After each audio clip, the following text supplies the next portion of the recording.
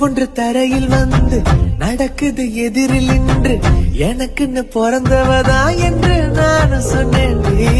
திட்டி திட்டி பேசினா